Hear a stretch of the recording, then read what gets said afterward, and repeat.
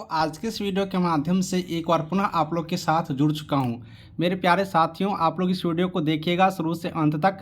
दोस्तों, आज है क्या, मेरा थोड़ा सा तबीयत ठीक नहीं है, इसलिए मैं सामने आकर के आपके लिए वीडियो नहीं बना रहा हूं। लेकिन आप लोग गौर से सुनिएगा, कोशिश करते हैं कि आपको सारी चीज़ समझा सकूं इस स्थिति के बावजूद भी।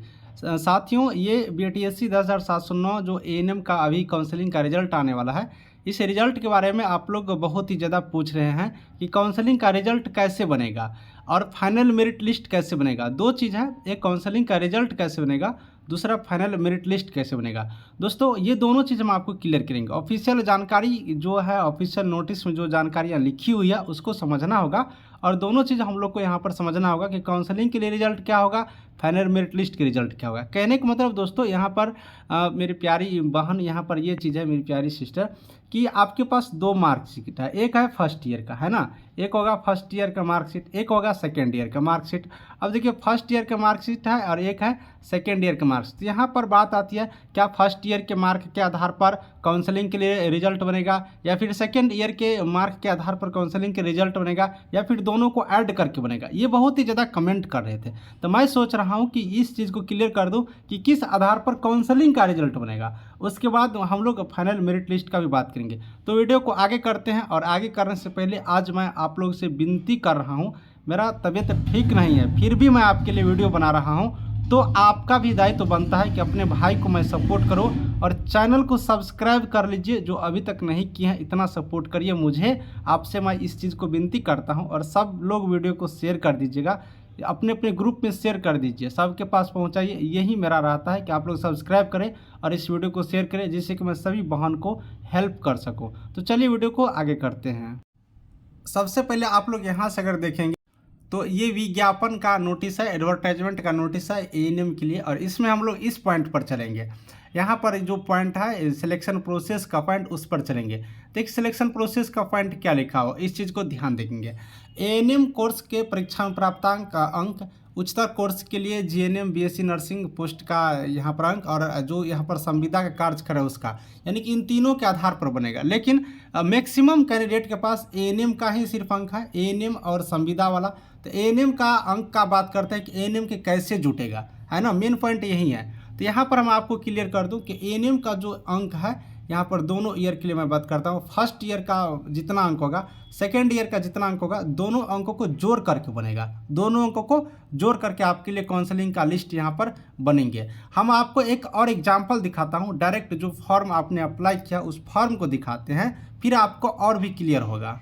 देखिए, इसमें चूंकि लिखा था ANM के अंक, लेकिन आप लोग यहाँ पर नहीं लग रहा होगा कि दोनों ईयर लिखा हुआ है। लेकिन जब ऑनलाइन अप्लाई हो रहा था तो उस टाइम में दोनों ईयर का मांगा गया था कि आप दोनों ईयर के जोड़ करके दीजिए, जिसके आधार पर आप लोग को बनेंगे। इसलिए आप लोग उसके अकॉर्डिंग ही चलना होगा। चलिए, फॉर्म अप्लाई किए उसको देखते हैं और क्लियर करते हैं। तो साथियों, आपने फॉर्म अप्लाई किया होगा, इसी तरह से आपका फॉर्म होगा। आप सारे कैंडिडेट जानते ही होंगे, मैं आपको इस एग्जाम्पल के थ्रू बताता हूँ। जैसे कि मान लीजिए कि ये यहाँ पर एक फॉर्म अप्लाई हुआ है, और आप लोग देख सकते हैं कि इसेंशियल क्वालिफिकेशन है। इसमें ANM इंस्टीट्यूट का नाम लिखा हुआ, ANM affiliated by Indian nursing council new Delhi, ये लिखा हुआ। इसमें यस होना चाहिए। इंस्टीट्यूट का नाम ANM ट्रेनिंग स्कूल मधुबनी होगा, या फिर आप लोग जहाँ से होंगे वहाँ होगा। जो सुपौल है सुपौल, जो पटना है, दरभंगा है, या फिर मुजफ्फरपुर है, सिवान है, शिवहरा है, जहाँ का है वहाँ का आप लोग का लिखा होगा। इसमें ग्रेड सिस्टम तो आप लोग को है नहीं, क्योंकि प्रतिशत वाला सिस्टम है, तो इसमें 9 होगा। और इसमें कुल प्राप्तांक अंक होगा, यहाँ से देखेंगे। और बहुत सारे जो कैंडिडेट गलती किए हैं उसके लिए भी मैं बताऊंगा, अंत तक आप लोग देखिएगा। जैसे यहाँ पर आप लोग देखेंगे, पहले ये गौर करिए, फर्स्ट ईयर का ये कॉलम है। फर्स्ट ईयर के कॉलम में क्या लिखा हुआ है कि आपने 747 अंक प्राप्त किए। कितना प्राप्त किया? ऑब्टेंट मार्क 747, कितना में? 800 में, ठीक है। उसके बाद आप सेकेंड ईयर में 543 प्राप्त किए, कितना में? तो 600 में। तो यहीं पर आप लोग देख सकते हैं, यहाँ पर अलग अलग लिखा होना चाहिए, और अलग अलग आप में लिखा होगा, फर्स्ट ईयर का अलग, सेकेंड ईयर का अलग, ठीक है। फर्स्ट ईयर में इतना मार्क प्राप्त किया, सेकेंड ईयर में इतना मार्क प्राप्त किया, ये चीज़ आपने देख लिया। अब इस कॉलम में जो देखेंगे कुल प्राप्तांक अंक में, तो दोनों ईयर जितना अंक प्राप्त किए वो अंक आपका होना चाहिए। तो दोनों ईयर में ये कैंडिडेट कितना प्राप्त किया है? तो 1290। फर्स्ट ईयर का 747, सेकेंड ईयर का 543, दोनों मिला करके इनको 1290 है, तो 1290 हुआ। इधर टोटल मार्क कितना हो गया? 800 और 600 1400, तो ये 1400, तो इनके आधार पर इनको 92.14% बन रहा है ना। तो इस तरह से आप यहाँ पर समझ सकते हैं कि दोनों ईयर का जोड़ करके तो इस चीज़ को ही देखा जाएगा। किन चीज़ को? इस चीज़ को ही देखा जाएगा आपके काउंसलिंग के लिए और फाइनल मेरिट लिस्ट के लिए भी। अब यहाँ पर एक चीज़ मैं क्लियर करता हूँ, बहुत सारे कैंडिडेट पूछते हैं सिर्फ सेकेंड ईयर के आधार पर बनेगा। नहीं, बिल्कुल रूप से आप गलत सोच रहे हैं। सिर्फ सेकेंड ईयर के आधार पर नहीं बनेगा।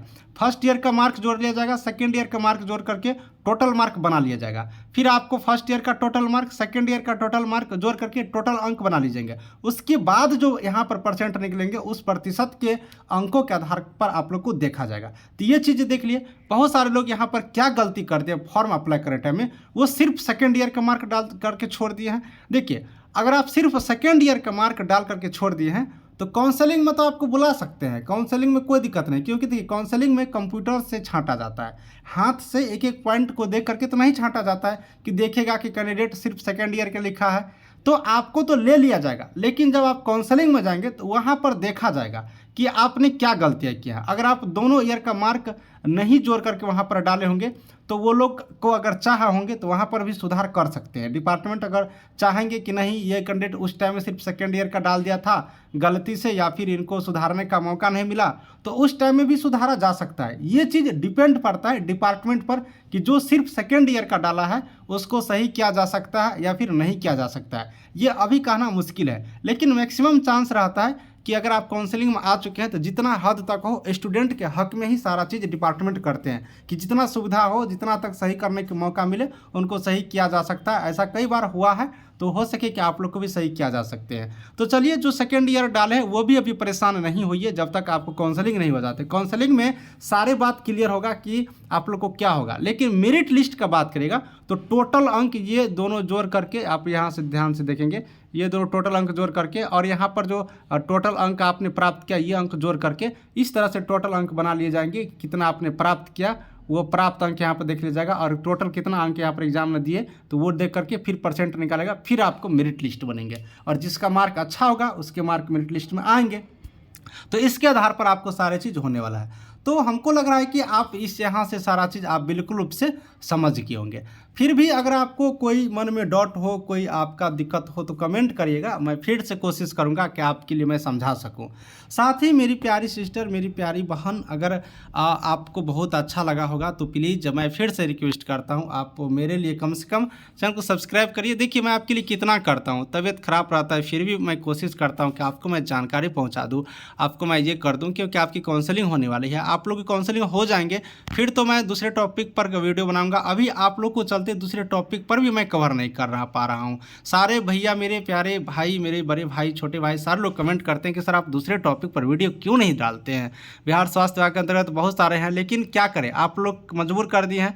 तो मैं सबके लिए बनाता रहूँगा, लेकिन आप लोग के लिए स्पेशल बना रहा हूँ, तो कृपया आप लोग थोड़ा सा ये करें। चलिए वीडियो को समाप्त करते हैं। Thank you.